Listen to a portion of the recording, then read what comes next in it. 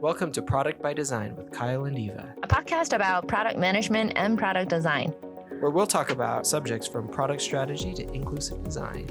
Every episode, we just have a good conversation about all the things that you may already know or not know, and occasionally we'll have a guest from maybe engineering or other product managers and designers to talk about all these topics.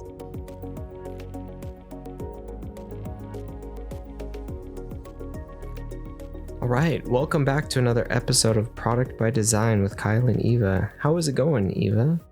Great. I changed my setup, so I am not hunching over the computer or the microphone, and now I'm actually on the same level. I am sitting on a poof. Do you know what a poof is, right? Everyone knows what a poof is? I think so. Kind of like a stool that is like poofy, I guess. Right? It's like a round thing that you can just boing around and then put your feet on. We just bought it, and it's the best thing. Nice. Is it still in the closet, though? I am still in the closet, okay. So the oxygen level is still low. So there's that. But yeah, it's a very special day today. We have today off for great reason, great cause. And so yeah, how are you doing? Doing really well. Like Eva said, we have the day off. So this episode probably won't, you probably won't be listening to it on Juneteenth, but we are recording it on Juneteenth. And it seems like a lot of companies are beginning to celebrate that. I've gotten a couple emails about it from different organizations saying that they are taking the day off. So thanks for informing me, different companies, that you are also taking the day off. But yeah, it's cool. We're starting to see that more often and more widespread on our company as well. So, and we decided to do a podcast today. I mean, really can't find time during the week this past week. So it's like, yeah, this is better. And I don't know, again, very grateful that we still have jobs and very busy. So during this crazy year.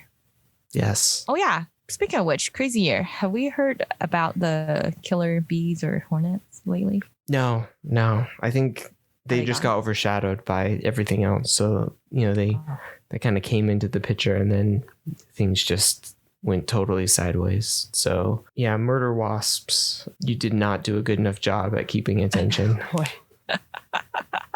I mean, yes, what we're saying right now definitely is more important than I guess me asking about killer bees. So I do apologize for that, but I'm going to say it now. Black Lives Matter. And this is very, very important compared to killer bees. But I do want to keep this somewhat lighthearted before we dive into the very serious product topics too. And want to ask you if you heard about the killer mosquitoes. Jeez, are there killer mosquitoes? No.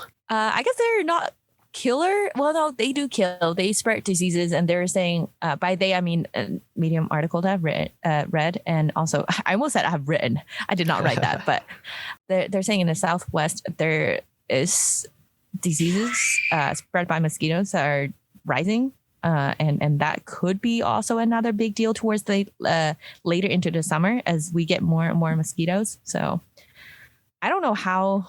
Yeah, we're gonna get out of this. Yeah, mosquitoes are pretty much the absolute worst. And I think they're like one of the worst. I think they are the worst disease spreaders and like one of the most deadly insects. And I go periodically just want to go completely nuclear on mosquitoes and feel like we should just completely eradicate them. But of course, the second and third order effects of that, I don't know that we even understand. Right. So like that always makes me hesitate because I'm just like, part of me is like, just wipe them out, just be done with them.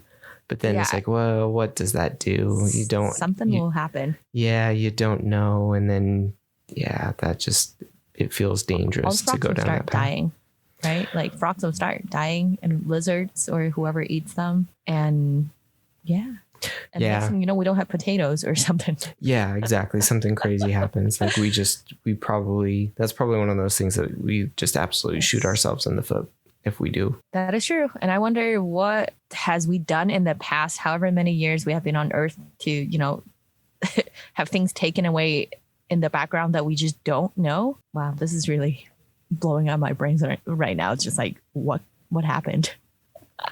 But yeah, Yep. but I agree with you. Mosquitoes, the probably absolute worst. I mean, I grew up in Hong Kong, so like very humid. Mosquito is probably the only one thing that would stop me from going outside. Yeah, now I really miss that because I could have been outside in Hong Kong for many more hours than I have done. And now that we're all stuck at home, it's really, it feels a big loss. Like feels like a big loss. We don't have a lot of mosquitoes in Utah though. We do out west. So if you miss the mosquitoes, you can come out to Farmington. We've got plenty. You do? Yes. So many mosquitoes. Yeah. Do you guys have water around? Yes. Yep. Oh boy.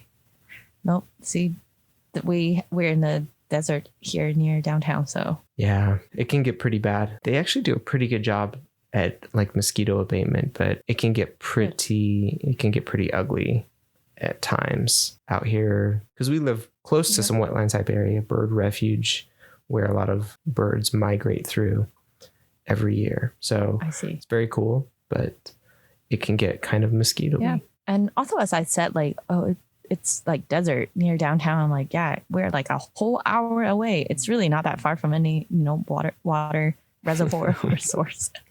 And if anyone's wondering, like, nothing can live in the Great Salt Lake. Like, it is too salty and nasty. I do not believe that mosquitoes live there, but I do think that there might be some on the Antelope Island area. I am not sure. Definitely in like the wetland areas surrounding the Great Salt Lake for sure. I'm ashamed to say I have not been to Antelope Island.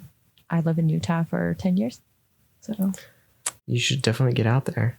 See the bison and the historical ranch and whatnot. I grew up going to Antelope Island, so all the time. And that is your very important lesson of Utah geography and wildlife lesson today. So yeah. Let's dive into it. All right.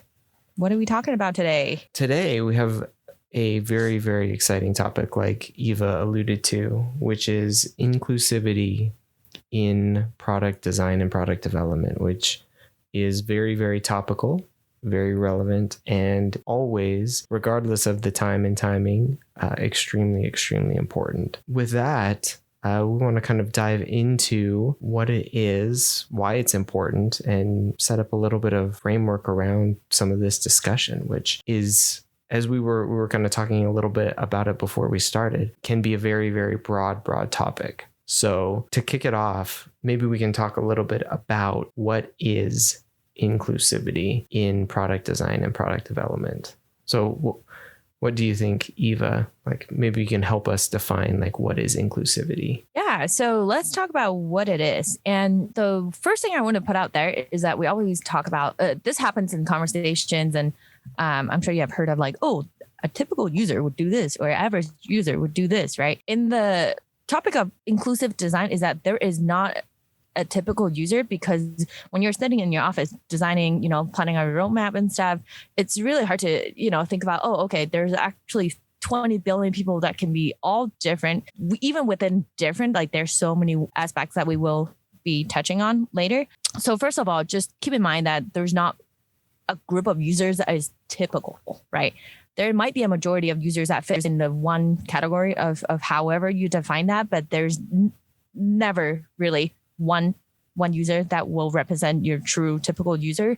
And that also is why when we do any sort of persona or anything, you never just use one person. At least I don't think you should just use one person. There should be a consideration of really who is in that demographic. But back to talking about what is inclusivity in design, is that in short is that keeping all people in mind, regardless of their race, skin color, or social economical background, regional influence, their cultural background. It really is all people, and there could probably be a long list of how these different elements affect how one person behave or how they use a product, right? So that is in short what I define in inclusivity. Nice. So yeah, does that hit on everything you're thinking, Kyle? I think so. Almost in its very name and very nature, like inclusivity is like to include or to like to bring in, and the opposite of that is to like exclude or to keep out. And so when I think about what is inclusivity, it's how do we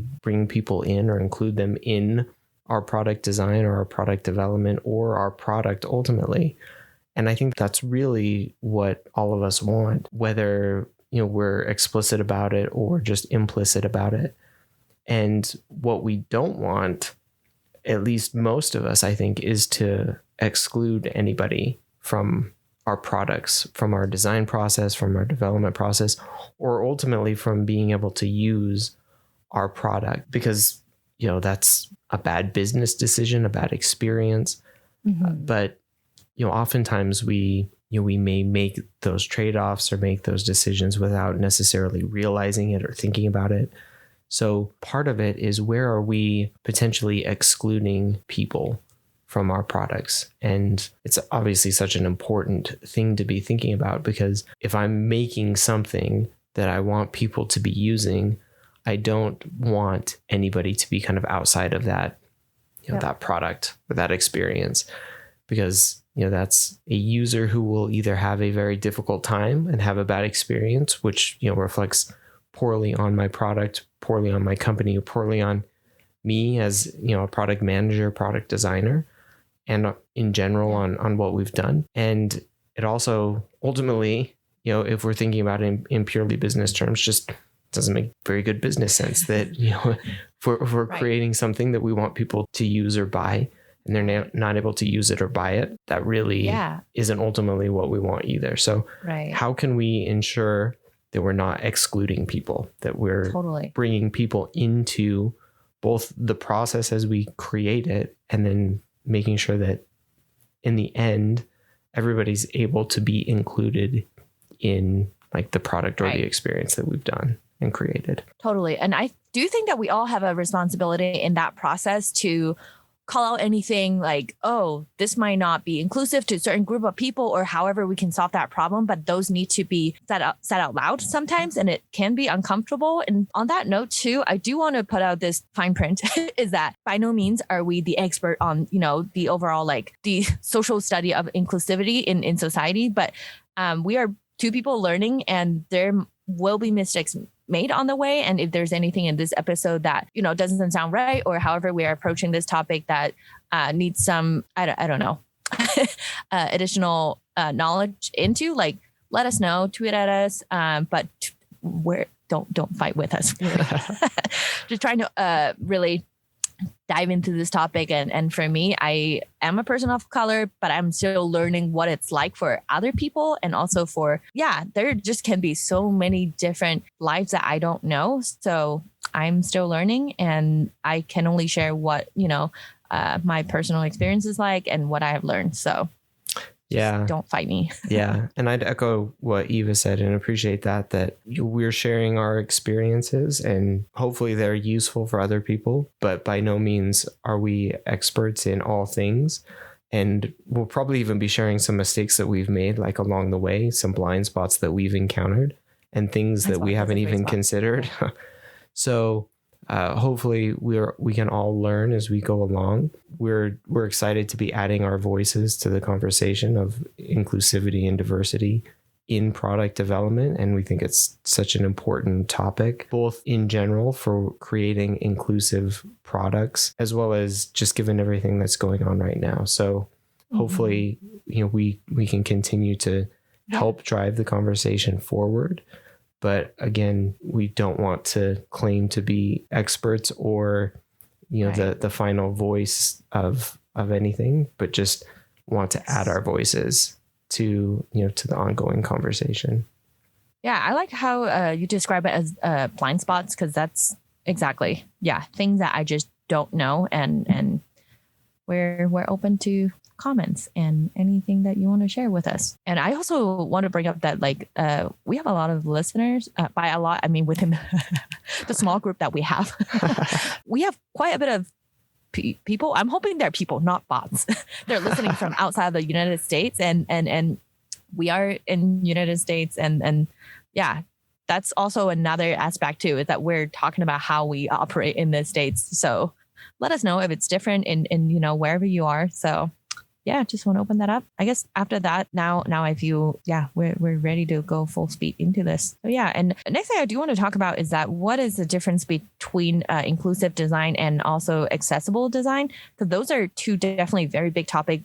I do feel like once you bring up inclusion or accessibility, and the other one kind of like follow, and it's very much in the same vein of like, how do we help people to, get into our product without any hurdles or difficulties, right? So yeah, Kyle, like, how do you see those being different from your perspective? Yeah.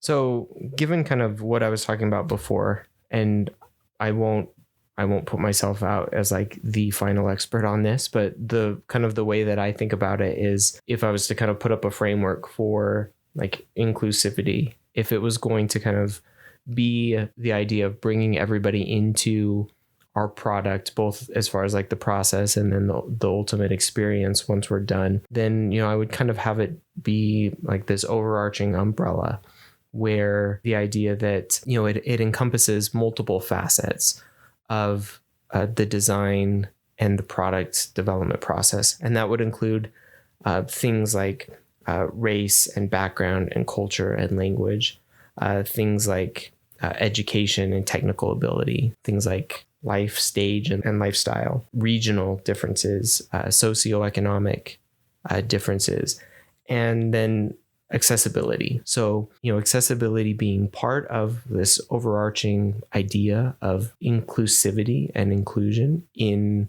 product development. So that's kind of the thinking that I have behind it, like accessibility being really a critical part of this overarching idea of creating an inclusive product, meaning that we don't exclude anybody who has physical or other disabilities, which is going to be a topic that I'm excited for us to dive into deeper, because I think it's a really great topic, given some of the experience that I've had both personally and then helping to develop products in that way.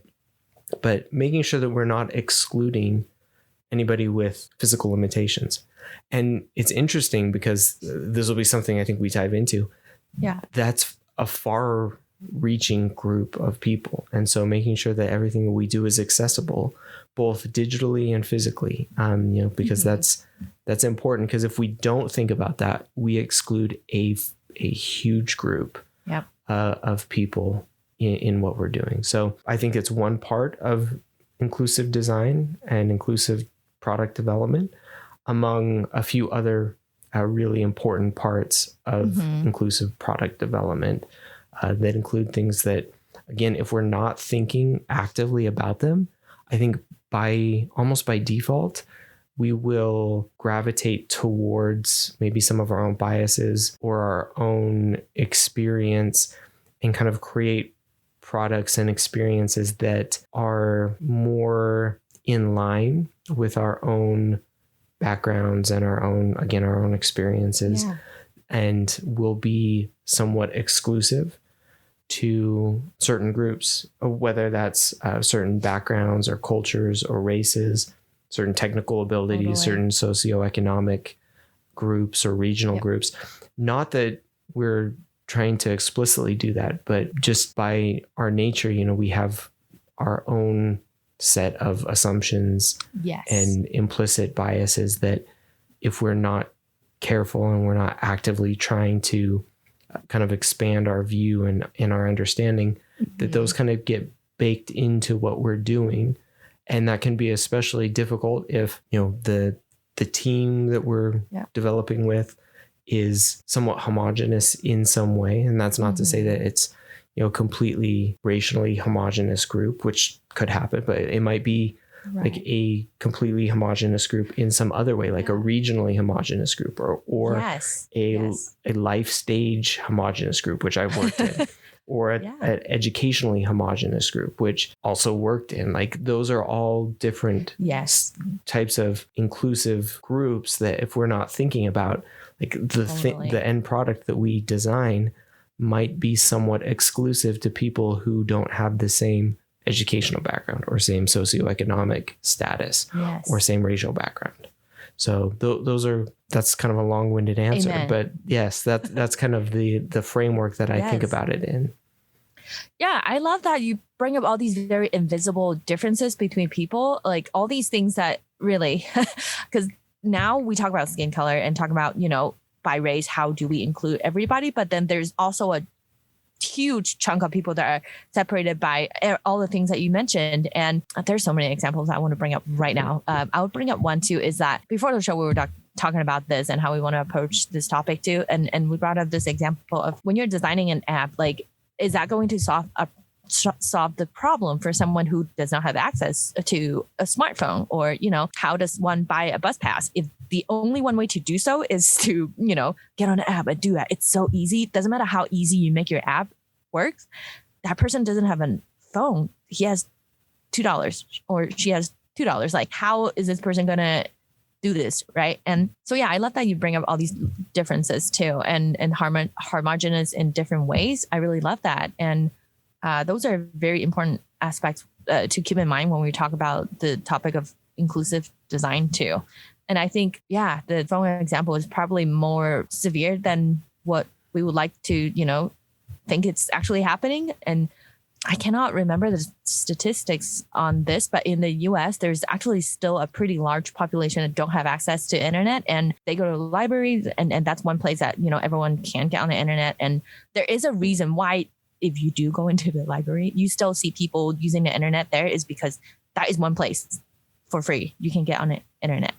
It is. And so we've had experience, and that's one that I'll echo. So I used to work at an online university, and some of I'll bring up like multiple experiences as we kind of dive into this topic. We had a lot of students who would go to libraries to use the internet for that exact reason, because they lived in rural places without good Wi-Fi or good internet access, and had to go use the internet at libraries. And that's just something that you don't consider unless you're creating products for users who have to do that sort of thing. Like, that's, you don't think about that, sitting in, kind of your nice office with your always connected Wi-Fi, that, hey, there are business Wi-Fi. That there are lots of places and lots of people who don't have access to good internet still.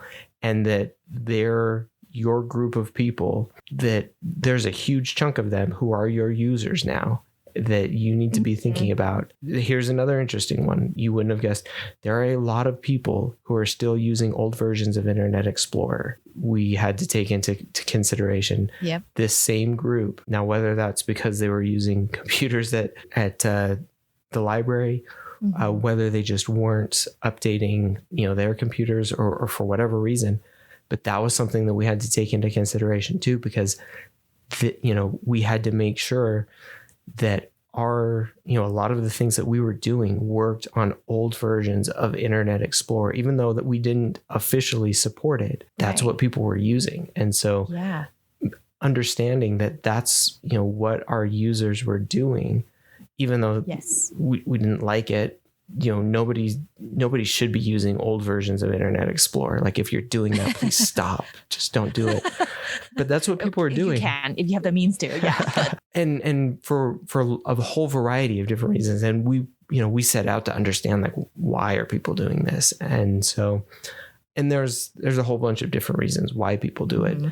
But just knowing that, hey, that's not something that I would ever do. Like, I wouldn't ever use Internet Explorer, really, for one. And that's in a technical group of people. Like, we kind of laugh and mock Internet Explorer like it's a meme to us. But for a lot of people, like, that's the old computer that they use and buy. It's the internet browser that it comes with.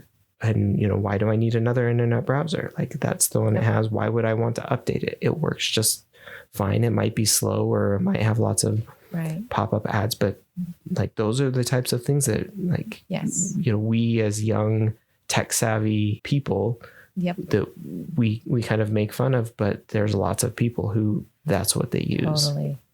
Yeah. And like, talking about this, like, technical proficiency of, like, people just maybe don't know how to update it. And then, so there are a lot of elements that play into this. Right. And then I love that you said, like, us, with tech jobs, like, we are very fortunate to have access to all these things to help us to be very proficient at using a computer. Those are not things that all people share. And I want to flip this to, the other side of this too, is that generally, this is something that we're definitely lacking as a society of like, in making products and making, social structure and all types of, things that all people should be able to enjoy, right? We are still, I would say, behind in making sure that everything is inclusive and accessible, right? And if you are able to make your product inclusive and keep those people in mind, you will shine in that community. And I've seen on subreddit, people mentioning like, oh, hey, if you fits these certain, criteria, go use this thing because it's been really helpful because they have done this,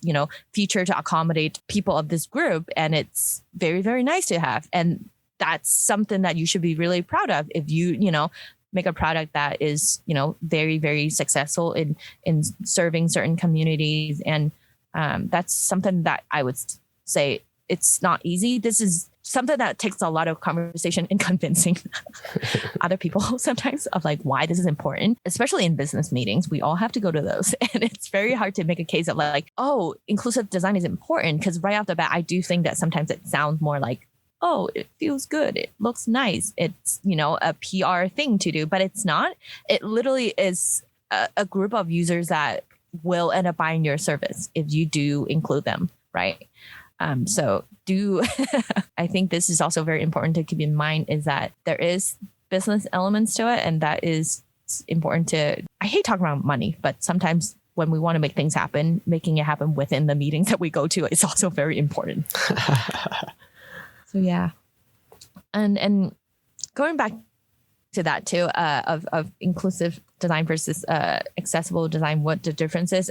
I know that traditionally we talk about accessible design in terms of like disabilities. And for example, it's like color blindness or anyone who might not be able to hear or see or, whatever conditions that they might have or challenges. And I do think that just kind of following the issue of someone not having access to the internet in 2020, I would say it's not a physical disability, but it is definitely an issue to stop a person from accessing the internet, accessing any content, consuming anything, right? So I personally think that is also important to keep that in mind when you talk about, the topic of, accessibility. And it definitely overlap with inclusivity also. I think it's a really good point. I also want to bring up some on the ground examples. And this is maybe more personal to me, but I think a lot of person of color or people not from, the state, but then using technology or products that are built in the States might experience. Are you ready for this? This is a fun one. I also would say too, is that I personally have kind of learned how to get around or just how to tell other people why this is an issue or why this is happening. So do not panic, right? So my real name is not Eva, right? I was born in Hong Kong, so that didn't come on the birth certificate, okay? So doesn't matter what bank, you go apply for a credit card. It comes out whatever way they want to put your name down. My first name has 2 words, and that is not common. That is not something that at least Wells Fargo can accommodate. And they always turn the second word of my first name into like a middle initial, which, okay, like I don't have a middle name. And every time when someone check your driver's license, and it's surprisingly the DMV can accommodate that, which I'm glad. So every time when they check, your license against your credit card, I always have to tell them, well, it's me. I mean, not always. I don't always have to tell them. But when they start to take too long of a look, I'm like, Wells Fargo, just don't change the name. And especially in Utah, when you go into bars and stuff, 100% you will have to show your ID. I don't know about the rest of this other states, but we don't have to do that in Hong Kong. Like, it's very obvious that I'm not under 21. And anyways, that's a separate interesting phenomenon that happens here. But yeah, the name, like that's something that is so fundamental. That is how you're identified as a person. Like, Wells Fargo, come on, give me a credit card that has my right name on it. And sometimes online forms, especially important documents, you want to make sure your name matches. I am one of those people that get really paranoid the second they cannot put my name right. Because what if I cannot come back into the country? Or whatever reason that is, right? So yeah, that is a problem that I can only imagine. Like my Thai friend has, I don't know, 20 characters in her first name. Like that is common.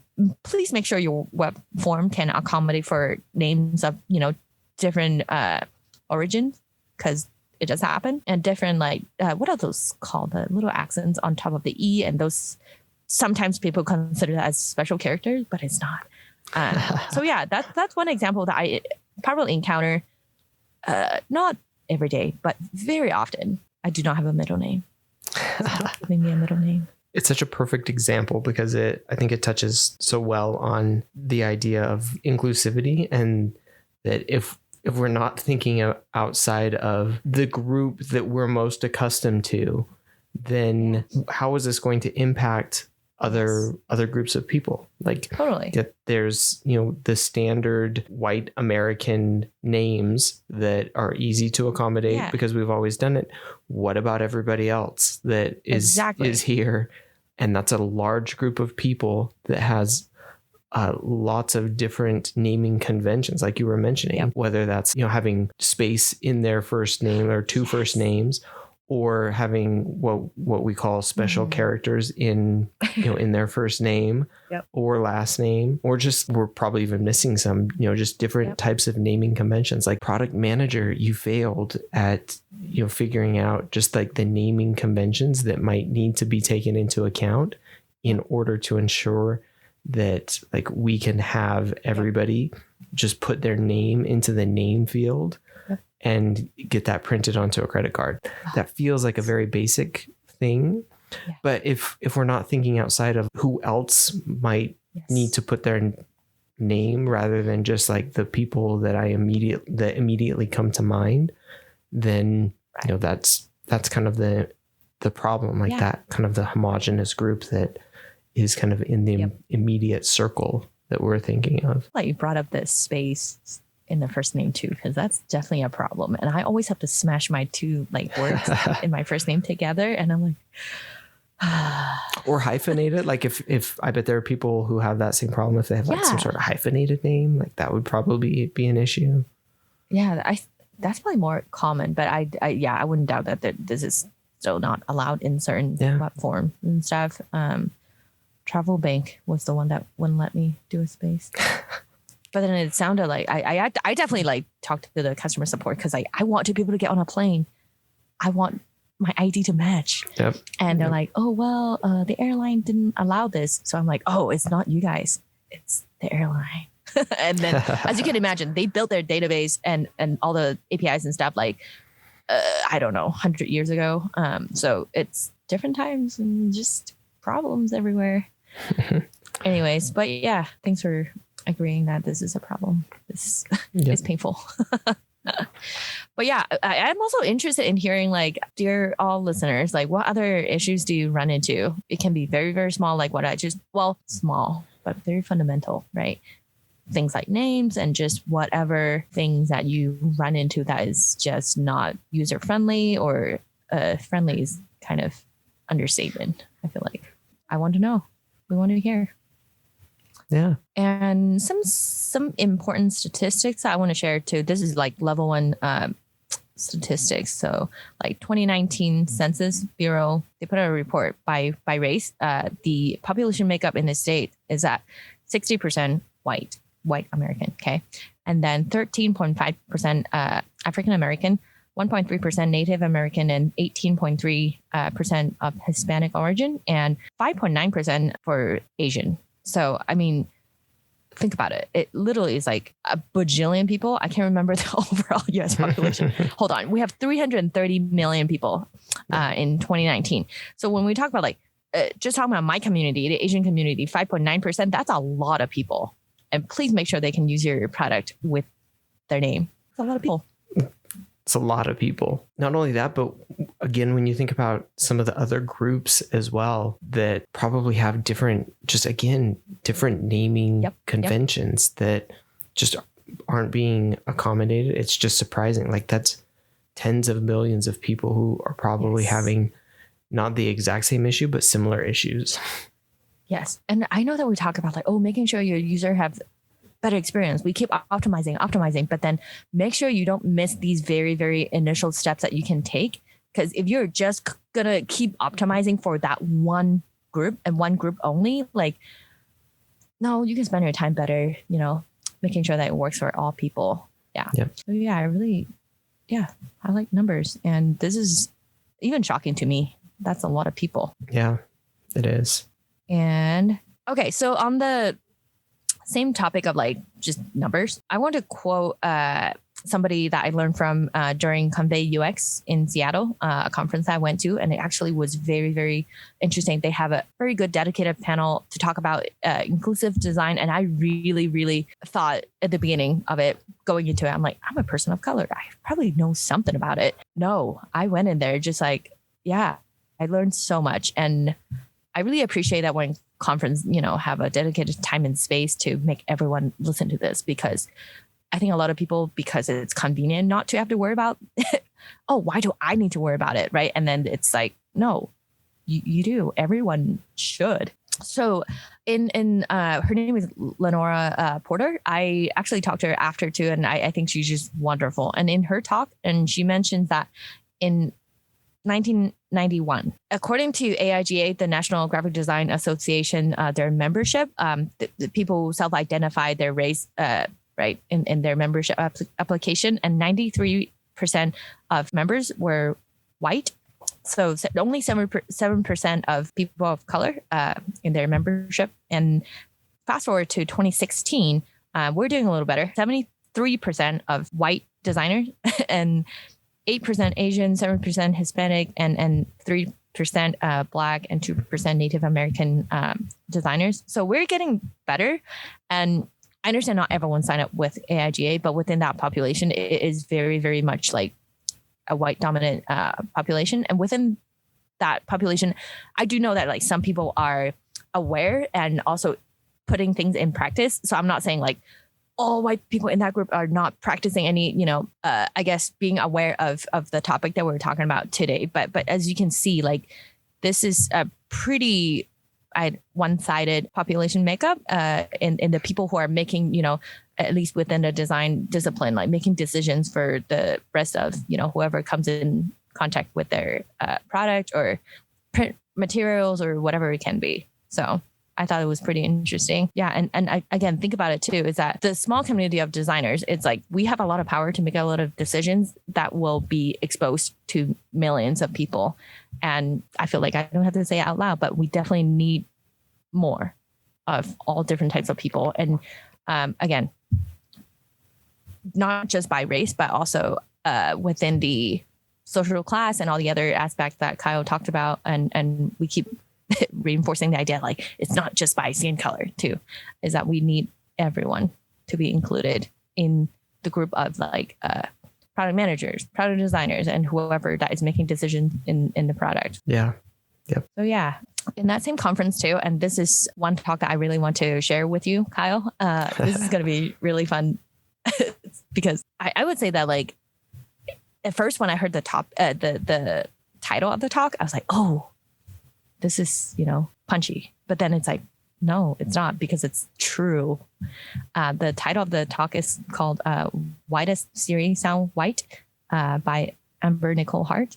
And I really enjoyed that talk. It was very honest and she went into details of why this is a problem and it was a very educational talk of why, yeah, this is a problem. So are you ready? We're going to dive into it. Yep. Awesome. So the gist of the talk is talking about a lot of the voice interface, including like Alexa or, you know, Siri on your phone, and which is, as you can imagine, everywhere now. And a lot of the natural language processing technology is biased toward what's being called a standard American English.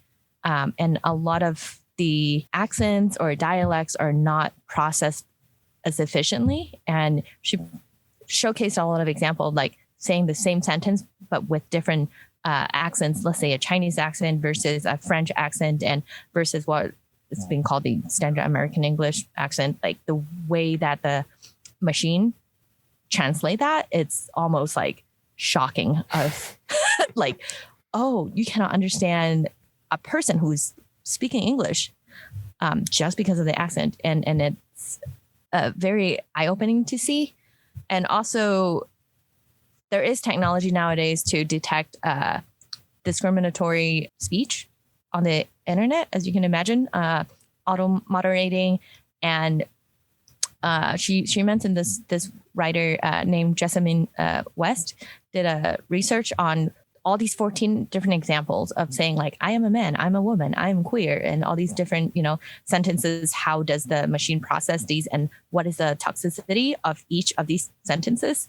And shocking, the machine thinks that the sentence, I am Black, queer, I can't remember what else was included in that, but they're basically hitting all these keywords and deciding that out of all sentences, that is the most likely to be toxic, versus the top of the chart, the line is, I am a man. And that is the least toxic out of all the identifying sentences from just different identity. It was like very bizarre to see. And also understanding that the machines are literally just picking out words without understanding the context.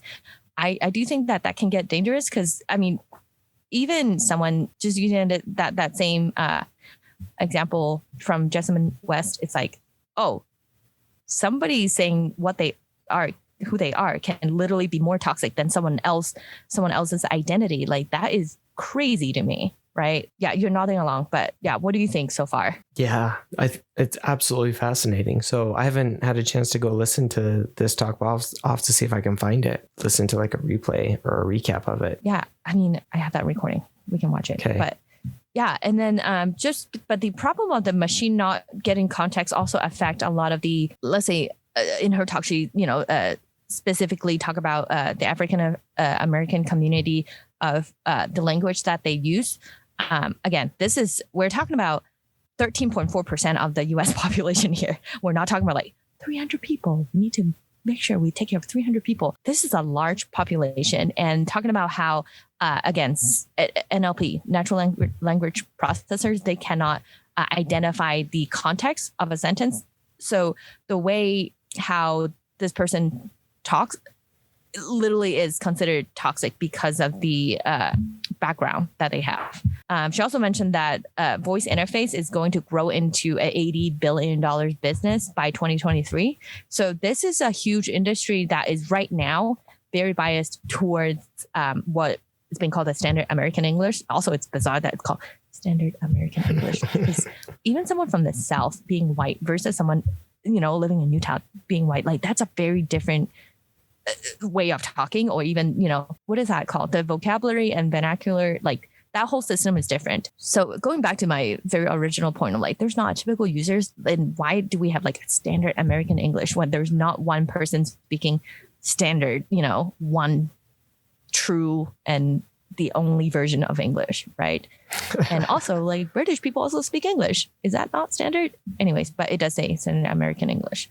Anyways, I can go on and on about how bizarre this is, but you get the idea. And if you want one fun cultural experience that illustrate this scene, this problem is in this movie. Have you seen Sorry to Bother You? It came out like 2 years ago. I don't think so. I was lucky that I got to see it at Sundance. It was great. Everyone should go see it because it's a lighthearted movie. But this scene, Amber Nicole Hart also mentioned this scene from that movie, is that the main character works at a call center, and you call people. You don't get to decide who you call. And then basically the veteran call center agent next to the main character tells him, hey, you should talk differently, talk white. You will sell a lot more.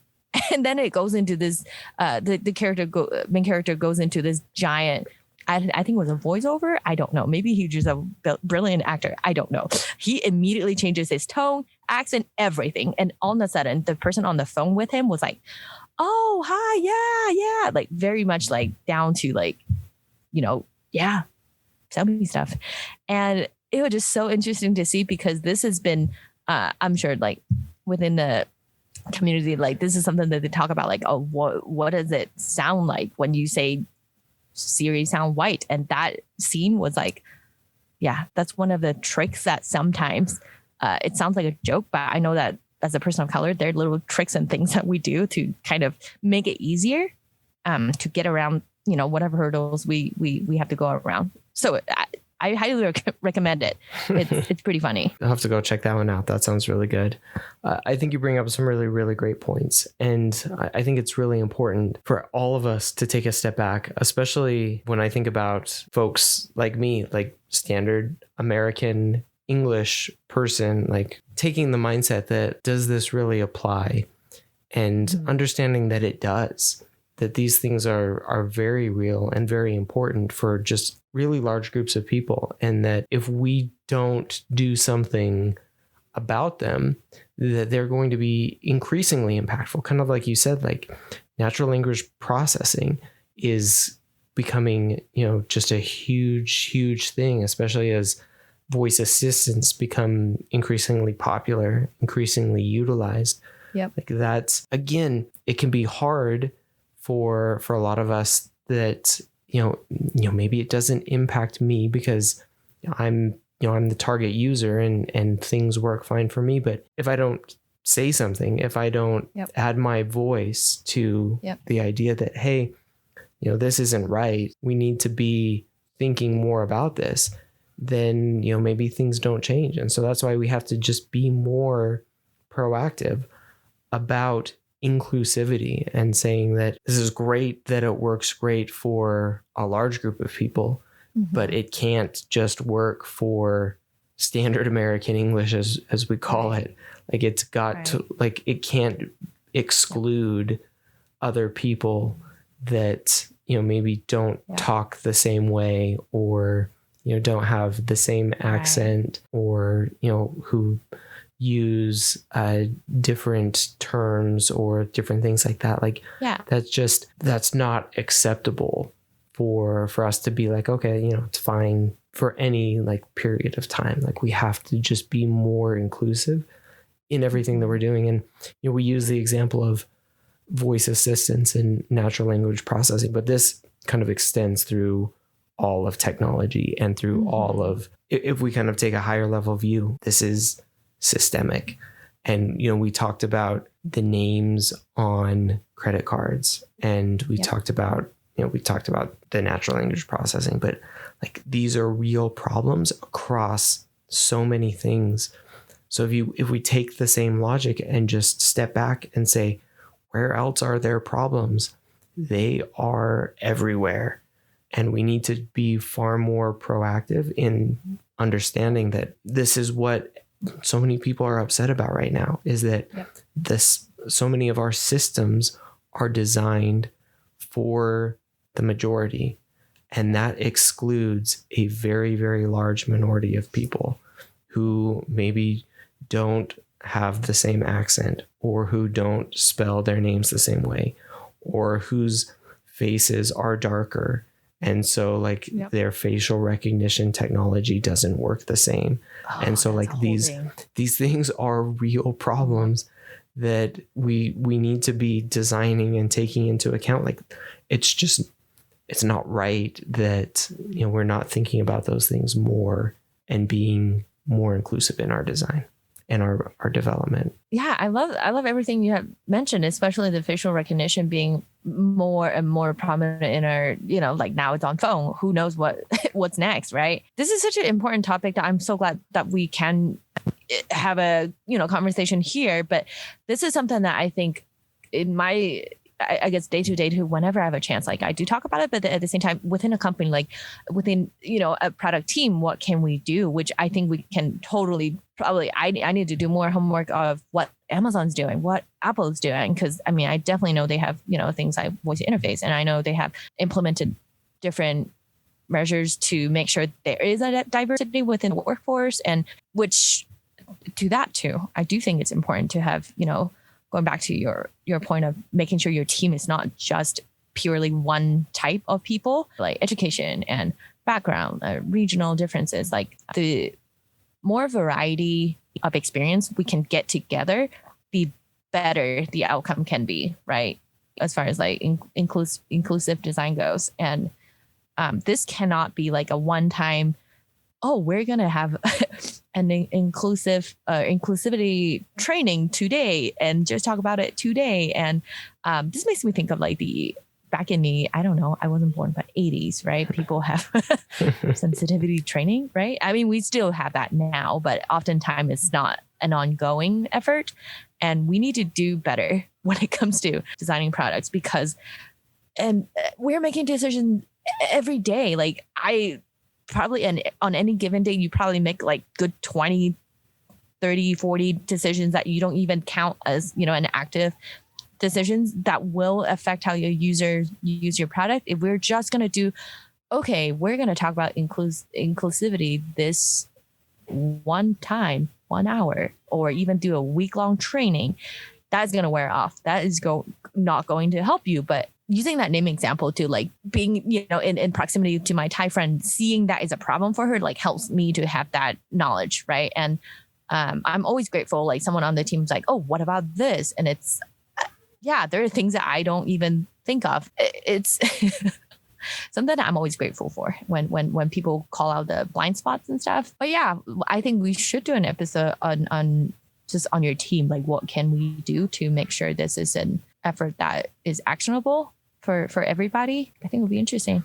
Yeah, I think that'd be great. I think we've kind of touched on a whole bunch of different points, and I think we've basically got at least 5 or 6 other episodes in here yep. of deep dives. How can we be thinking about being more inclusive as far as like racial and cultural and other things? How can we be more inclusive educationally and accessibility, regional, socioeconomic? What are some of the things on our teams we can do, like you were mentioning? I think that there's a whole bunch of different topics that this is going to be hopefully an ongoing conversation that I'm excited about, because I think it's great. Yeah. Yeah. At the end, I just want to say, like, kind of back to when we talked about product discovery. And I think that would be the stage where you find out, like, really, who do we want to serve and how do we want to serve them? Right. So, yeah, I think this has been a very good conversation. And thank you for sharing, your thoughts on this. And I feel like,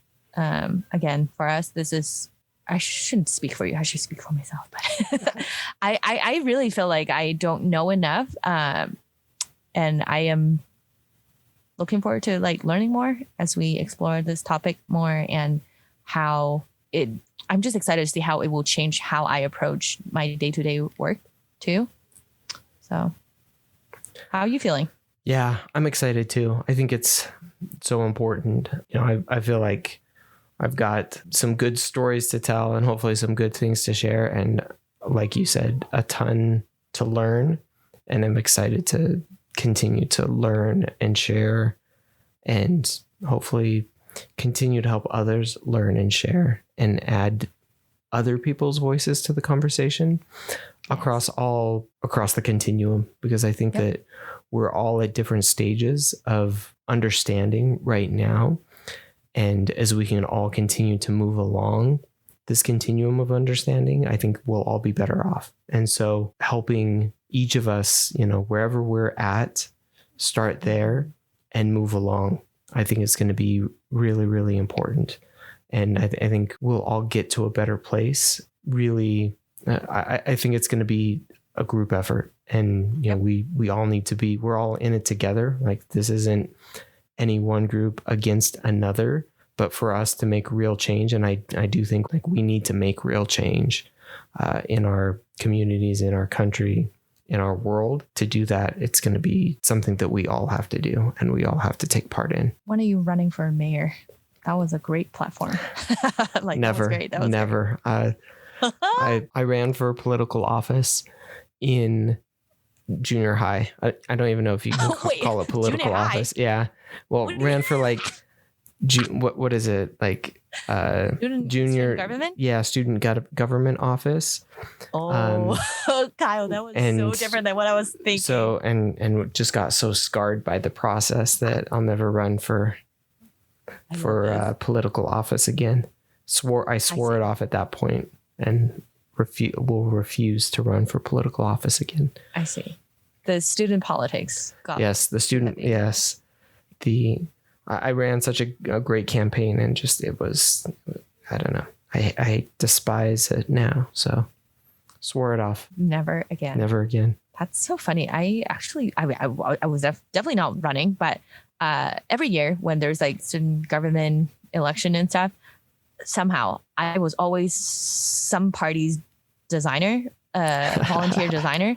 And I always see all the bits and pieces of how, man, painful and definitely tears, definitely a lot of laughs, but I think more tears than laughs from what I witnessed. And me as a designer kind of on the sideline, just like, yeah, I will do your, posters and badges and stuff. But you go out there, you do that. And that's good luck. And that's as far as I will go.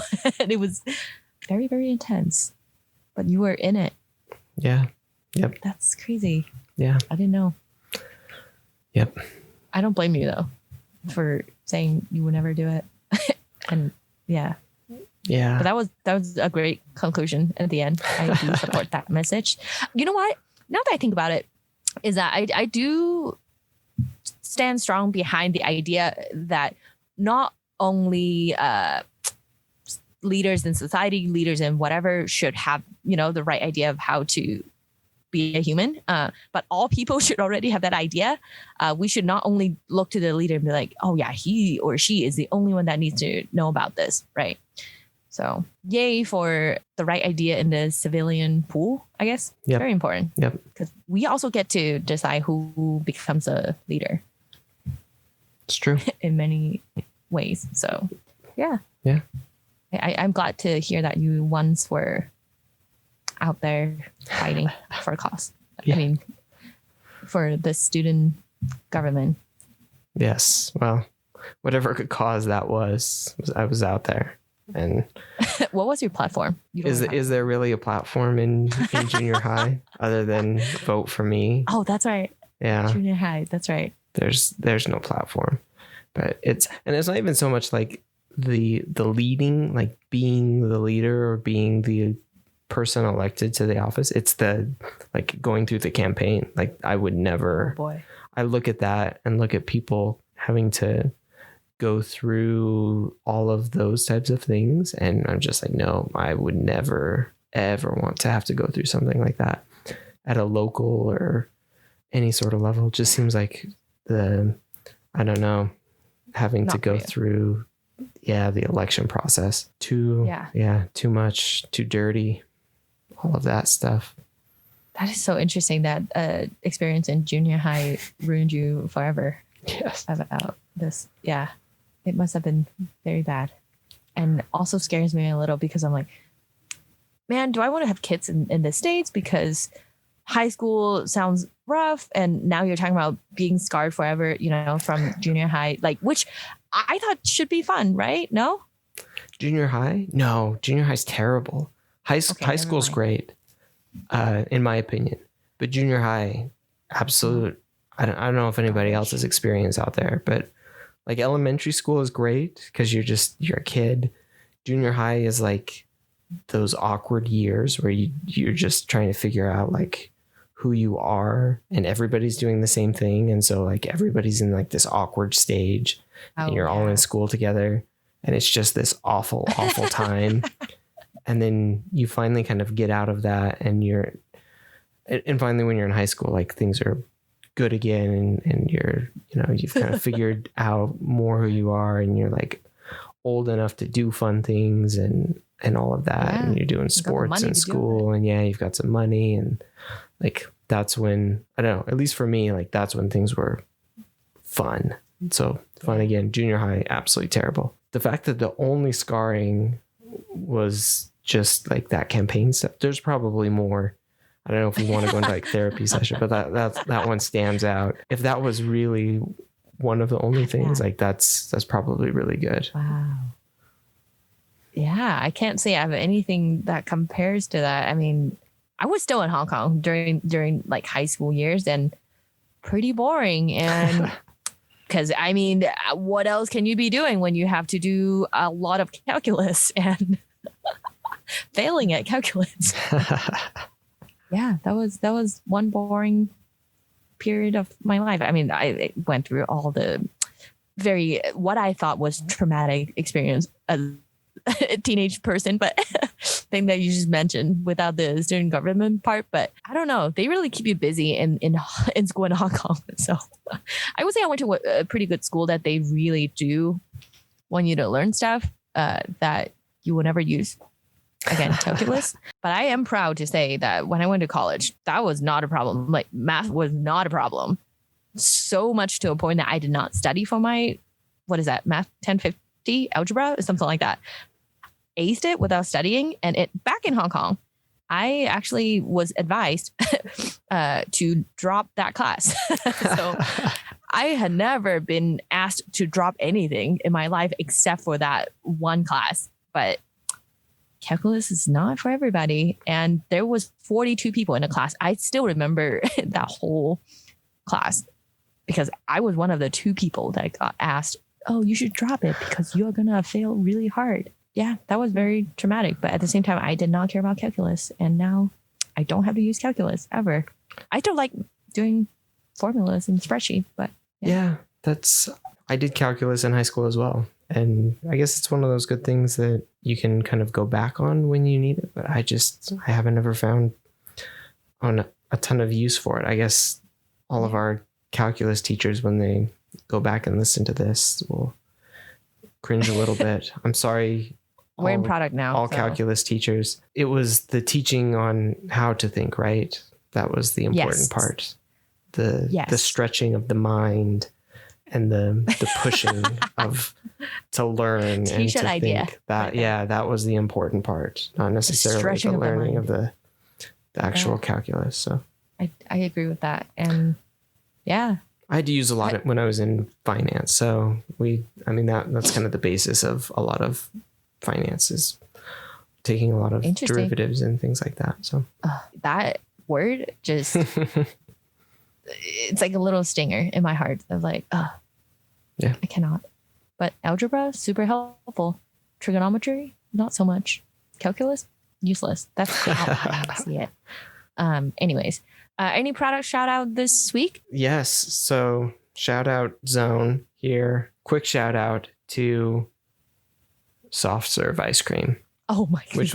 Which will lead into my shout out for next time, but I will save that because it's going to be really good. The invention of soft serve ice cream it's kind of disputed either in 1934 or 1938 between Tom Carville and the McCullochs, I think is how you might pronounce it. So Carville had his ice cream truck break down. So his ice cream melted, which kind of inspired soft serve because he was just like, well, I'm not just going to like not sell it. So then he opened a store selling this soft serve. But the McCullochs, they were actually experimenting with a lower fat version of ice cream to try and like create more of a soft serve. And they partnered with a person named Sherb Noble. And this was the forerunner of Dairy Queen. So more to come on that. But anyway, shout out to your soft serve ice cream as we head into the hot summer months. But that was kind of the origins of that, where they were, I don't know, I'd probably credit it to them. They were really experimenting, and obviously like Dairy Queen soft serve ice cream is just, it's awesome. Wow. What a story. Yeah. And soft serve while fighting off, what are those, killer wasps outside, and the pandemic and possible another pandemic brought by mosquitoes. I guess as long as you have that ice cream, you're good. My husband loves soft serve, so can get on board with that. Yeah. I guess my shout out is not food related. But this is kind of an anti shout out. I feel like I always have some gripes against some products at different times. I'm safely like transitioning into the grumpy old lady phase very quickly. I just want to say corded headphones are so much better than wireless. The reliability is there. With Bluetooth, you never know when it connects. And I guess I am trying to call out my AirPods for that. And disclaimer is that I use my AirPods with my Google Pixel, an Android phone, which a lot of people will tell me, blasphemy, this is not right. But yeah, if you, I guess on the topic of inclusion too, is that do you want to exclude all people with Android phone to use AirPods? Maybe you do, maybe you don't. I don't know. When it comes to Apple, it's almost like a religion. Yes. So maybe they don't want me to be using it. Yeah, I think Apple does. So when it comes to like exclude people like that, I feel like Apple is. Yeah, they're like if you're not fully bought in, then like you're out. If you are looking for some really good non-AirPod, I'm a huge fan of Jabra, and I use their 75T earbuds. Huge fan. I was using the 65T, and after about 2 years, they bit the dust. But they actually replaced them for me, so they sent me new ones. Yeah. What? But for free. So I was like, hey, these aren't working anymore, and they're like, all right, send them back. We'll send you new ones. So while I was waiting, I was like, well, I can't just wait. So I bought the new, like the upgraded version, and they're so good. Like I just absolutely love them. Those are my Bluetooth earbuds. And so now I have both, which is probably overkill. But the 75T just, oh man, they're so great. I think your shout out kind of canceled out my product gripe. Oh, product gripe, that's what it was. It wasn't a shout out. I didn't give a shout out. I gave a gripe. Complaint. Oh, gripes and shout outs. That's what, perfect. Okay. I think there we go. We have so many new segments every time when we do an episode. Anyways, but you know what, Kyle, cut out all the calculus and high school, junior high talk. This is much more on theme. So yeah, that's it. Anything you want to add? I think that's good. This is the episode. Thank you for listening. Goodbye. Thanks for listening. If you enjoyed this episode, be sure to subscribe on your favorite podcast app. You can find out more about us and our podcast on our website at productbydesign.co. You can also follow us on Twitter at prodbydesign.